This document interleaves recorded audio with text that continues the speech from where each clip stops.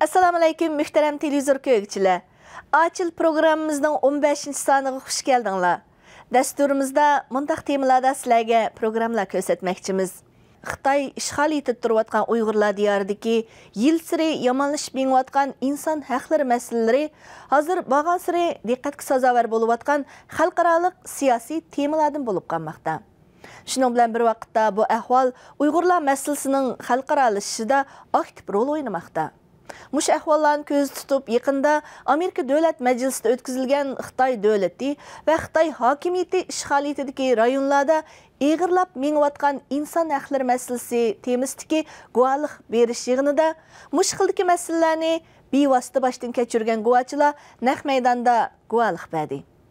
Dünya Uyg'ur qurultayining raisi Rabiya xonimmi shu qatorda Uyg'urlar duch kelayotgan siyosiy, iqtisodiy va madaniyat besimlari haqida Amerika hukumatiga ma'lumot yetkazdi.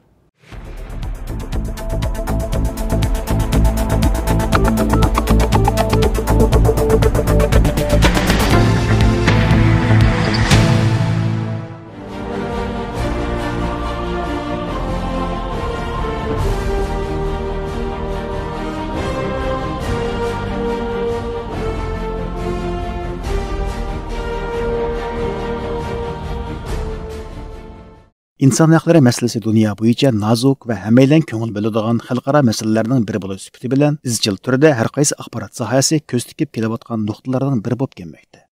Shu jumladan yer shari miqyosida kommunizm ideologiyasining eng cho'ng qo'rg'oni deb atalib kelayotgan Xitoydagi kompartiya hukmronligida har qaysi millatlarning, jumladan Uyg'ur, Tibet, Mongol qatorliq xalqlarning kommunistik rejim ostida inson haqlari dafsanchiligining qurbonlari bo'lib ketayotganligi har qachon xalqaro munosabatlar dunyosida bir muhim tema bo'lib kelmoqda.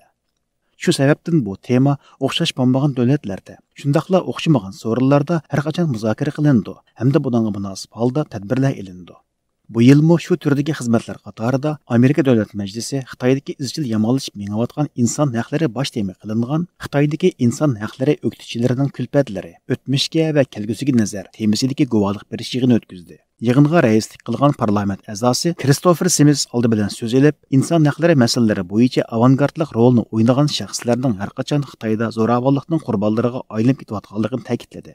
Uning qarashicha, mushu xildagi faoliyatchilar duch kelayotgan reallik Amerika tashqi siyosatining Xitoydagi inson haqlarining amalga oshishi hamda dunyo miqyosidagi inson haqlari faoliyatchilarining istiqboli uchun qanchalik muhim ekanligini, shundaqla nima uchun Amerika tashqi siyosatining inson haqlari diplomatiyasi bo'lishi lozimligini ro'shan holda ko'rsatmoqda ekan. U Amerika Davlat Majlisiga qarashli Xitoy ishlari komitetining raisi bo'lish sifati bilan 2016-yili 6-oktyabr e'lon qilingan yillik dokladdagi aloqador ma'lumotlarga asosan Xitoydagi inson haqlarini barg'ansiri yomonlashib menayotdi deb qaraydiganligini bildirdi. This has been another dark and difficult year for Chinese rights defenders and democracy activists, and nobody knows that better than our distinguished witnesses at this table who have lived and suffered for their beliefs, for their convictions, and now others in like manner are suffering today in China.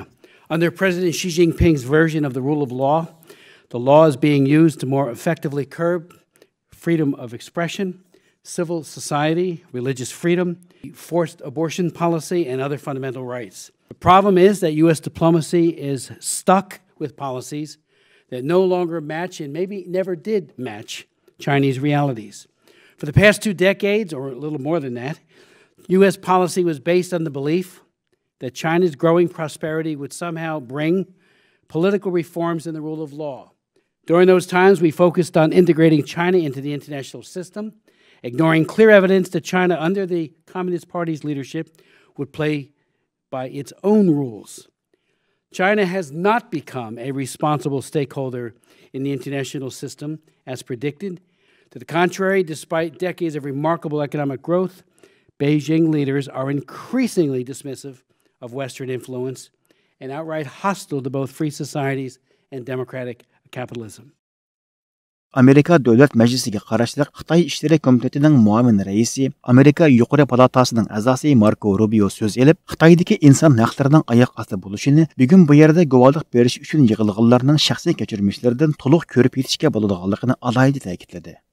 Thank you, Mr. Chairman.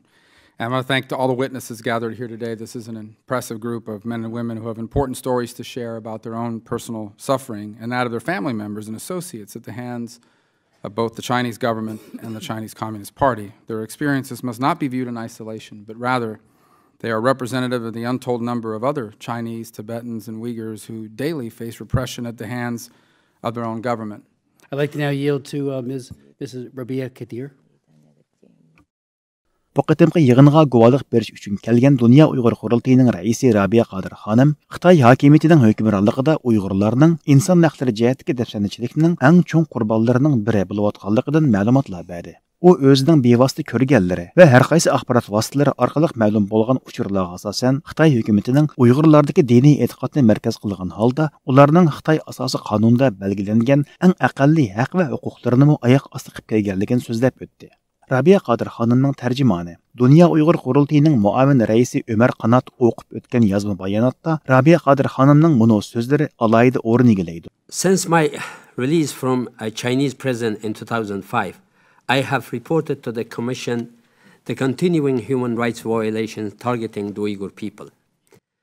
Mən Xitay türməsindən çıxqan 2005-yildan buyon mazkur komitetga Xitay hökumətinin Uyğurlarni nişan qılğan insan haqları dəfsəndçiliginin izchil holda eşib miniyotganligidan ma'lumotlar berib keldim.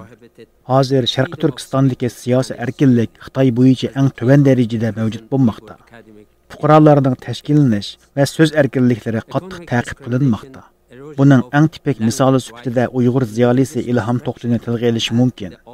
Hozir Xitoy hukumati o'zining bu qilmishlarini terrorlikqa qarshi kurashning bir qismi deb pardozlayotdi. Holbuki Sharqi Turkistonda ijro bo'layotgan yerlik nizomlar buning terrorlikni emas, balki yerlik Uyg'urlarni nishon qilayotganligini ko'rsatmoqda.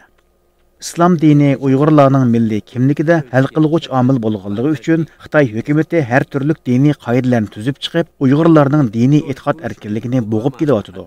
Buning bilan Sharqi Turkistonda Uyg'urlarning qarshilik harakatlari barliq kelyapti. Shundaqla bir qism Uyg'urlarni radikallikqa majburlayapti.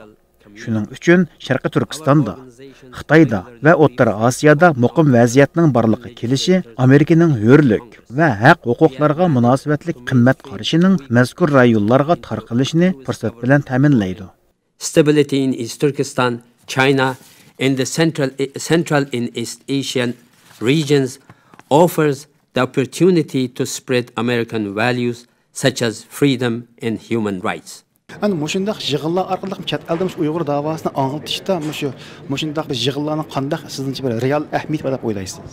Bugungi yig'in odatdagi yig'in emas, Amerika davlat majlislari tomonidan bekitilgan Kongress va senatorlarning hammasining birligida guvohlikdan o'tish har bir mushu Xitoy davlatida öz puhralarga, mening puhrayim deganlarga selayotgan zulmi ustida shikoyat qildi. Ham besib olgan ziminlardan Tibet, Sharqi Turkiston, ham Mongoliya qatorliqlarni qandaq assimilyatsiya qilayotganligi va bizga qandaq diktatorlarni ishlatayotganligi haqida biz bu yerda guvohlikdan o'tdik, deklarat berdik. Kongresslarning bir necha o'xshamagan shaklda diniy erkinlikda, kishilik huquqninki odatda turmushga kirgan mahbusda qiynash masalasi, onalarning bolalarni et tashlab, onalarning bolalarni ulayotgan planliq tug'ut masalasi, g'asha masalasi, ko'chmanlar masalasi, ekologiya masalasi, dehqonlarning azob uqubat tortayotgan masalalari, Uyg'urlarning iqtisodiy taraqqiyot masalasi va Uyg'urlarning ishkir o'lkalarga zo'rlab qizlarini akitayotgan masalalar ustida men o'xshamagan yerdan bo'libmi diniy erkinlik va turmudikilarning ölüm cezasının Xitayning mush masalalari ustida men oqmoq guvohlikdan o'tdim va mening sabdoshlarim o'tdi. Uningdan boshqa Xitoy hukumatining bo'lib mush yaqinqi davrda Uyg'urlarni qonunsiz o'ltirayotganligi biz kongresslarga ana Amerika hukumatiga mushni talab qildik. Ham savol qilib qo'ydik. Biz Rabia xonimdan bu qitimqi guvohlik berish fursatidan foydalanib, Dunyo Uyg'ur qurultiyi va Uyg'ur millati nomidan Amerika parlamenti, shundaqla yangidan tashkillanayotgan Amerika hukumatiga qanday takliflarni berganligini so'raganimizda, Rabia Qadir xonim o'zining Uyg'urlar nomidan o'tirib qo'ygan talablar haqida tafsiliy ma'lumotlar berdi. Nima talabinglar bor yangi hukumatga? Yeni hakimiyetke, yeni almaşkan prezidentke taleplerini koyunlar dedik. Dedi Tibetlerimi ve Xitaylarımı hemisi taleplerini koydu. Biz mi Uygur meselesinden vatanımızga ömek öğretiş meselesi ve muxbirlarni avatib tekshirish masalasi, turmushdagilarni qo'yib berish masalasi va shuningdek diniy erkinlik masalamiz va qizlarimizning Uyg'urlarning iqtisodiy taraqqiyot masalasi haqida Xitoy hukumatiga kishilik huquq masalasida Amerikaning bu qitim qattiq turishini va jiddiy muomala qilishini, sulishib ketmasligini, xohlagancha Xitoyning odam o'ltirayotganligini, xohlagancha qirg'inchilik qilayotganligini ochdiq. Ham uningdan boshqa Ilhom To'xti, hech qanday gunohsiz Ilhom To'xtining o'z xalqining qirg'inchiligiga qarshi qilgan fikri uchun muddatsiz kesilgan Ilhom To'xtini qo'yib berish haqida o'tirib qo'ydik. Yig'inda guvohlik berganlar ichida Xitoy demokratlarining vakillaridan biri, Xitoyda tonilgan a'mo advokat Chen Guangchengmo ziyoratimizni qabul qildi. U o'zining shaxsiy kechirmishlariga birlashtirgan holda Xitoy Kompartiyasining Xitoy fuqarolarini Uyg'urlar haqidagi xato va bir taraflama uchurlar bilan aldayotganligini, shuning uchun Xitoy ziyolilarining bu jihatda tegishli rol o'ynashi kerakligini ta'kidladi. 我觉得当然很多知识分子呢也在发挥作用，比如说以前我知道的像滕彪啊、王立雄啊，他们就通过网络跟这个网民互动啊，提出甚至向达赖喇嘛直接提出问题来回答等等，这些都解决了大家很多的疑问。而且很多知识分子呢，现在一方面你看支持少数民族的知识分子也会受到中共的迫害。之前中共的这种宣传呢，可以说是有作用的。很多人他只是不知道，他认为中共说一些什么情况好像就是。但是现在我不这样认为，我觉得现在这个信息传播的方式是多种多样。其实我有很多藏人朋友，我有很多维族人朋友，甚至我到过西疆，我到过新疆，到过西藏，那些人对待人是多么的友善，他们会举出很多这样的例子，而且这些例子都非常有说服力啊。比如说他们到新疆，到那边很多当地人会热情地招待他们。然后西藏很多人会拿出自己家里产的这种各种果子、干果、水果，就在车上分给一些不认识的人去吃。那么这样一种非常朴素的人情，一旦说出来，很多中国普通老百姓听了以后，他觉得这是非常贴近生活的，这跟共产党宣传的那个是完全不一样的。 Oxirida parlament a'zolaridan Tim Walz Obama huquq tutgan 8 yilda Amerika hukumatining Xitoydagi inson haqlari dafsanachiligiga qarata unumli va aktiv rol o'ynaganligini, Donald Trump tashkillagan yangi hukumatdan bu haqda nimalarni kutadiganligini so'raganimizda Amerika Davlat Majlisiga qarashli Xitoy ishleri komitetining xarakteri va kelgusida o'tirg'i chiqqusi Amerika tashqi siyosasidagi ba'zi nuqtalar haqida o'z qarashlarini o'tirg'i qo'ydi. You know, the chairman was characterizing on this issue. I think the president did, but I think many of us would like him to have leaned forward into it more. And I think the issue of diplomacy plays into it. I thought the comment about sometimes those things that are inconvenient, and I'm really thinking through this issue with President Trump's call to Taiwan and what the implications of that are. And I think a lot of Democrats at first blush said, oh, it was reckless and all that. The one thing I think is, though, is I think many of us in this commission have been asking for us to lean a little more forward into that and not acting like we don't have our own mistakes or made our own errors. I think it will be interesting to see if President-elect Trump responds. I'm hopeful, but I wouldn't guarantee, because everybody falls into those conventional thinkings and then it becomes inconvenient. And I said, I have a good working relationship with my Chinese counterparts, with the ambassador who has been great to work with on many issues. I think it's part of that dialogue. So I think there's more that we can do. I think what I find very interesting in this is people know this commission was created when we decoupled human rights from trade. I think what President-elect Trump has kind of hinted at is retying those things back together, which is certainly a change in our current way of doing business. But I think there's many of us that are intrigued by that and want to see what the details are. So I think there are definitely some opportunities. That's the one thing is that with a presidential election, whether it was your person or not, it is a rebirth. We get a retime, reset, come back at these issues. Bu qitimqi yig'inga yana Tibet rayoni va Xitoydagi inson haqlari dafsanachiligidan guvohlik berishga Dalay Lamaning vakili Penpa Sering, shundaqla Xitoy demokratlaridan Yang Jianli, Wei Jingsheng, Chen Guangcheng qatorliqlar qatnashdi. Assalomu alaykum muhtaram do'stlar. Dunyoning siyosiy yuragi, Amerikaning poytaxti Washingtondan hammanglarga o'tliq salom. Qadrli do'stlar, hozir ko'rib turayotgan bu manzara Amerikaning Davlat Majlisi binosi. Mana mush bino oldida 20 yanvar kuni Amerika Qo'shma Shtatlarining yangi prezidenti Donald Trump qasamiyat murosimiga qatnashib, millionlagan amerikaliklar butun dunyo oldida qasam berib, Amerikaning yangi bir navbatlik prezidentlik vazifasini topshirib oldi. Shuning uchun bu hafta Amerika uchun, dunyo siyosati uchun naytimi tarixiy qimmatga ega intayin hayajonli bir hafta bo'ldi. Donald Trump mana bu haftadan boshlab o'zining prezidentlik vazifasini rasmiy boshladi. Hörmətli televizor ko'ruvchilar, naq mush maydonda o'zining 16 minutlik qisqa prezidentlik nutqini bergan yangi prezident Donald Trump buningdan keyingi oldigan barliq qarorlarda Amerika xalqining manfaatini birinchi o'ringa qo'yadiganligini ta'kidladi. Bu Donald Trumpni qo'llovchilar nurg'un amerikaliklarni suyundirgan bo'ldi, ammo uning Xitoyga va bir qism islom ellariga, musulmonlarga tutmoqchi bo'lgan siyosatlari dunyo matbuotlarida davomli qiziq nuqta bo'lyapti. Mayli qandaqli bo'lmasin, Amerika yangi bir tarixiy siyosiy davrni boshladi. Hamma ishlar xayrli bo'lg'ay. Bütün dünyanın diqqətini tatqan Amerika prezidentlik sayılımı axırlaşıb, Cumhuriyetçiler Partiyasının prezident namzatı Donald Trump Amerikanın 45-ci növbətlik prezidenti olub saylandı. Donald Trump yeni növbətlik prezident buluş sübti bilan Aqsarayga kirgan birinchi haftasida Amerika chegarasini ko'chman musofirlarga qarata vaqtliq taqaydiganligini, bo'libmi Suriya, Iroq, Eron, Yemen, Liviya, Sudan va Somali qatorliq 7 davlatdan keladigan har qanday ko'chman yoki musofirni qabul qilmaydiganligini bildirgan. Farmon e'lon qilingandan keyin Amerikada ba'zi musulmon davlat fuqarolarining Amerikaga kirishi cheklangan, hatto ba'zi musulmonlar ayirdirumlarda qo'lga ilingan.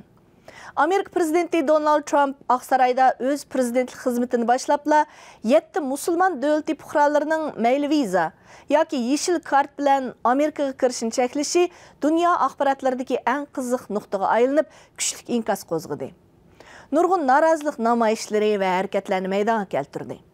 Donald Trumpning bu qarori xalqarodagi kishilik huquq tashkilotlari bilan kishilik huquq faoliyatchilarining kuchli tanqidiga duch kelmoqda. Good evening, fellow SAG-AFTRA members and everyone at home and everyone in airports that belong in my America. You are a part of the fabric of who we are, and we love you and we welcome you.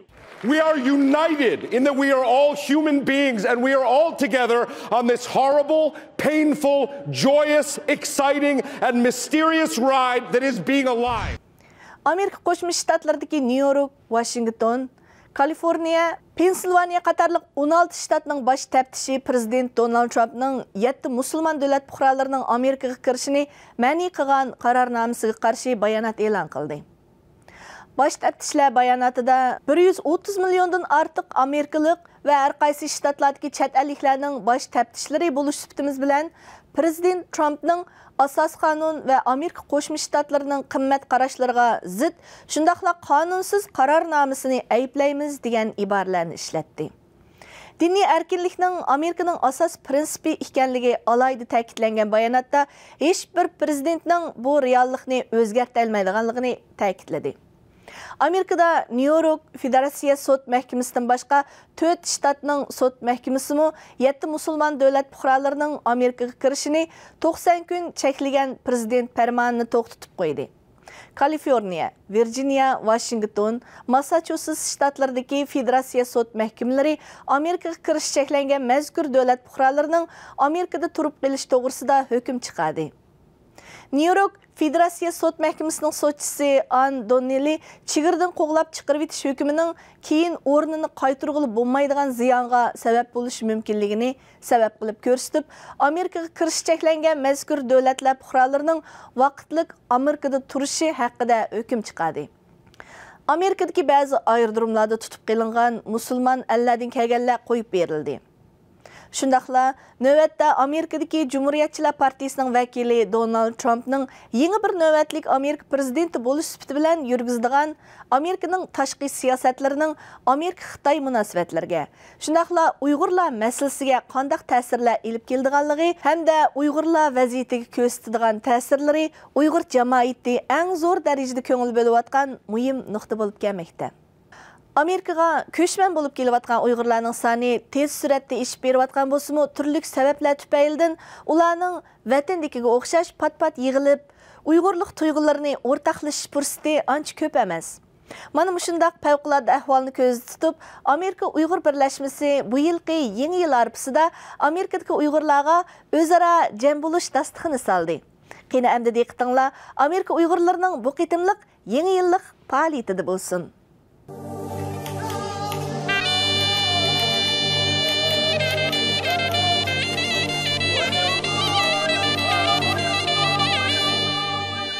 Uyg'urlarning chet elga ko'chman bo'lib chiqishidagi oldingi tanlash nuqtalarining biri bo'lgan Amerika Qo'shma Shtatlari muhojiratdagi Uyg'ur jamoati bir qadar markazlik to'plashgan mamlakatlarning biri.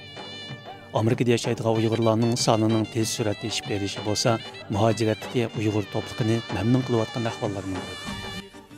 Ammo turli sabablardan Amerikaning har qaysi joylarida tarqoq yashaydigan Uyg'ur oilalari uchun bir yerga jam bo'lib, Uyg'urlik tuyg'usidan biriga bahramand bo'lish bek ko'p nisb bo'lmaydigan ahvol. Ana shu ahvolni ko'zda tutib, Amerika Uyg'ur birlashmasi o'tib ketayotgan bir yilni uzatish va yangi yilni kutib olish maqsadida yangi yillik tabrik so'rini hozirlab, Uyg'ur jamoatiga yana bir qitim o'zaro didorlashish ham jam bo'lish fursati yaratib berdi. Yangi yil arifasi kashqurun Washington shahriga ancha yiroq bo'lmagan joydagi Best Western mehmonxonasining faoliyat zali Washington shahri, Virginia, Maryland va Nyu-York qatorliq shtatlardan kelgan bir qancha yuz Uyg'ur bilan to'liq avatlashib ketgan edi. Uzundan buyon didorlashib bo'lolmagan cho'nglar o'zaro qizg'in salomlar bilan mungdasa, balalar bir-biri bilan qo'g'lashib, o'ynag'ash so'rinning Uyg'urlik kayfiyatini texmi avjiga chiqarmoqda. Ayığı üzülmey kelayotgan mehmonlar birdamda zal ichiga liq to'lib, oldin zakaz qilingan ustallar yetishmay qoldi. Yangidan buyurilgan ustallarmi birdamda kelayotgan mehmonlar bilan to'ldi. Uyg'urlarning an'anaviy yig'ilish faoliyatlarining ayrilmas bir qismi bo'lgan yemekliklar uchun musulmon oshpazlar tayyorlagan ziyofat taomlari so'rinning kayfiyatiga texmi o'zgachilik ato qilgan edi. Mehmonlar birer qo'ri g'izalni olgandan keyin faoliyat riyosatchilaridan Amerika Uyg'ur birlashmasining raisi Ilshad Hasan so'z qilib, o'tgan bir yilda bo'lib o'tgan ahvollarni umumiy jihatdan xulosaladi. Shundaqla bugungi yangi yillik tabrik so'riniga qadam tashirib qo'ygan Rabiya Qadri xonimni so'zga taklif qildi. Dunyo Uyg'ur qurultayining raisi, Uyg'ur xalqininki ma'naviy onasi Rabiya Qadri xonimninki o'z og'zidan bizga bu yerdagi jamoatga hamda ekran orqali dunyodagi musofir, hijratdagi butun Uyg'ur xalqiga ham vatan ichida zulm ostida egravotgan xalqqa mushu daqiqada bir hammamizga vakil yetkazmagan bo'lsa, qani Rabiya Qadri xonim marhamat. Dünya Uyghur Qurultayining raisi Rabiya Qadri xonim so'z qilib, Amerika Uyg'ur birlashmasining kichiklikdan zo'riyosh, shundaqla Uyg'urlarning Amerikadagi 10 necha oiladan bugünkidek necha ming oilaga ko'payish tarixini eslab o'tdi. Shundaqla ko'pchilikning yangi yilini chin dilidan tabriklaydiganligini bildirdi. Men 95-yili kelgan vaqtimda 15-20 oila bo'lgan bo'lsa, ba'zan do'stlarimiz shu vaqtda dedi, 10 minglarcha odam ko'paydi deb. Hozir Amerikaga kelgan bizning qarindoshlarimiz 6 mingdan oshdi. Biz yaqinda istatistika qildik, 6 mingdan ortiq Uyg'ur hamma shtatlarga va bu yerga kelib 6 mingdan ortiq qarindoshlarimiz Amerikaga yetib keldi. Ona demak biz 12 yildan beri bir-birimiz bilan musofirchilikni birga o'tkazdik, qarindoshlikni birga o'tkazdik, talashdik, tortishdik, quchoqlashdik. Demak, yoshlarmi cho'ng bo'ldi, davrlar o'tdi. Yana her yili şu sorunda birbirimizni quchoqlayapmiz. Bu Uyg'urlardagi eng go'zal, eng pokiz fazilat. Mushuning ichida bu da'voda izi yo'q bir odam yo'q. Buning ichida mayli koni bu mayli yeni bu da'voda so'zi yo'q bir odam yo'q. Demak, mening sizlarning meni ona deganliginglarga, sizlarning meni bizning dohiyimiz deganliginglarga, sizlarning meni Dünya Uyghur Qurultayining raisi deb 70 yoshga akirganliginglarga rahmat qo'llaganliginglarga, hammanglarning yangi yiliga muborak bo'lsin. Butun dunyodagi sargandar bo'lgan qarindoshlarimning, vatanning ichidagi, turmidagi qarindoshlarimning, vatanning ichidagi barliq qarindoshlarimning, hatto o'z oilamning, ko'rolmagan farzandlarimning yangi yiliga bugun muborak bo'lsin. Amerikadagi barliq qarindoshlarım nomidan, Amerikadagi barliq Uyg'urlar nomidan Uyg'ur Amerika uyushmasining nomidan butun dunyoga yalqinliq salom yo'llayman ush o'tirayotganlarning. Ham ularning teniga saqlab, yeni bir yilda xotirjam, xo'shal, muradim, maqsadga yetishni Allohdan so'rayman. Rahmat sizlarga. Rahmat inşallah. Sizga rahmat. Uyg'urlarning hayotni suyish, xo'shallikdan tang bahramand bo'lish orzulari hech qachon naqshi usulsiz o'tgan emas.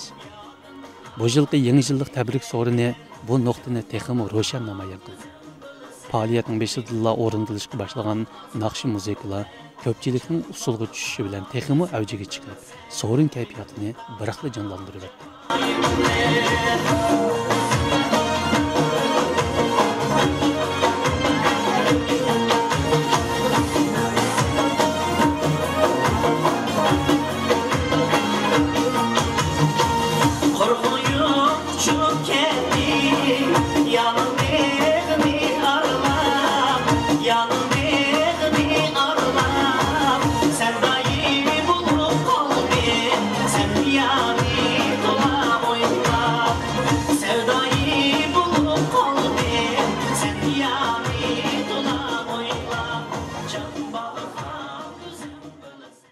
Faaliyat aralığında Amerika Uyghur Birleşmesi'nin reisi İlşad'da ziyaretimizni qabul qilib, bu xil faaliyatlarni hem Uyghur davası hem Amerikadagi Uyghur cemaatinin kelgisi uchun xizmat qildirishga bo'ladiganligini alohida ta'kidladi.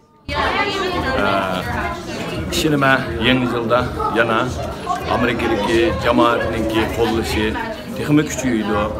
Bugungi faoliyatdan jamoatning kelishidan bu ittifoqlik, birlik, tirishchanlik, yangi umidlarni bog'lash, buningki bir ifodasi, shu jamoatning biriga kelib jam bo'lishi. Bu demak, mening kutganlarim Amerika Uyg'ur jamiyatidan albatta bizningki Amerikadagi jamoatning bo'libmi eng ko'ngil bo'ladigan shu yangi yilda abay qisqacha so'zlab o'tdim. Bizning bolalarimizningki ma'rif tarbiyasi, ona til tarbiyasi albatta yana buning bilan bizning eng muhim nuqtamizdan birisi bo'lgan Uyg'ur davosi. Bularda shu jamoatningki texmi birlikka kelib, hamma jihatdan qo'llab Amerika Uyg'ur birlashmasini bizningki mayli jamoatning ishi bo'lsin, mayli siyosiy da'voda bo'lsin, biz bilan mo'rini birga birlikda yangi bir bat ichib, yangi bir yangiliklarni yaratib, bizning da'voni olsun, bizningki jamoatning ishlarini yangi bir palliga ko'tarishini umid qilaman. Muhaciratga Uyg'urlar uchun chet elda tug'ilgan va o'sayotgan farzandlarining kimligi, ona tili bo'hroni har qachon bir cho'ng tema bo'lib kelgan. Ammo bugungi yangi yillik faoliyat so'riniga qatnashgan bir qism o'smirlarning o'zlari tayyorlab kelgan bir qism nomerlar qatorida Uyg'urcha naqsh usullarini shuncha qamlashtirib o'rilishi, shundaqla Uyg'ur tilidagi she'rlarni jonliq deklamatsiya qilishi bu jihat tirishchanlik ko'rsatgan ota-onalarning ajrining bekorga ketmaganligini namoyon qildi. Assalomu alaykum qarindoshlar. Mening ismim Sultan endi. Sodirmanmi, sodirman, sodir emas, kimdirman. Tog' yo'lini so'rasam, hammasini bilurman. Nasıl aqida? Ben anchik Uyg'urcha naqshini bilmayman, shu men bir Rossiya naqshbati men o'rgangan shu aytib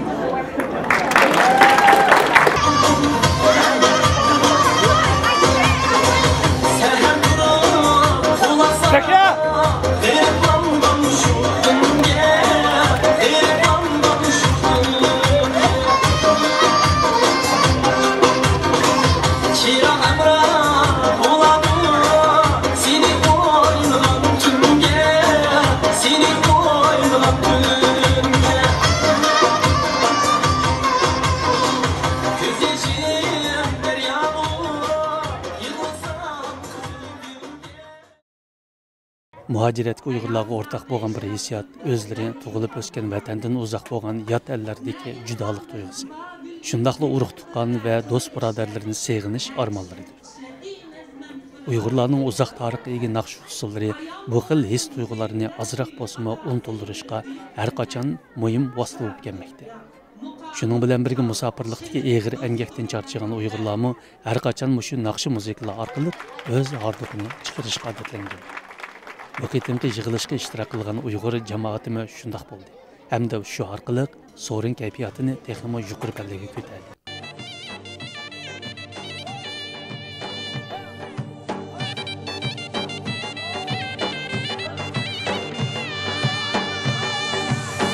Yig'ib yurgan dunyosini to'yga deb to'kib o'tar mehmon keldi uyga deb desam agar tushunmasdim bu qondoq bilib qo'ygan Uyg'ur degan mushundoq yig'ib yurgan dunyosini to'yga deb to'kib o'tar mehmon keldi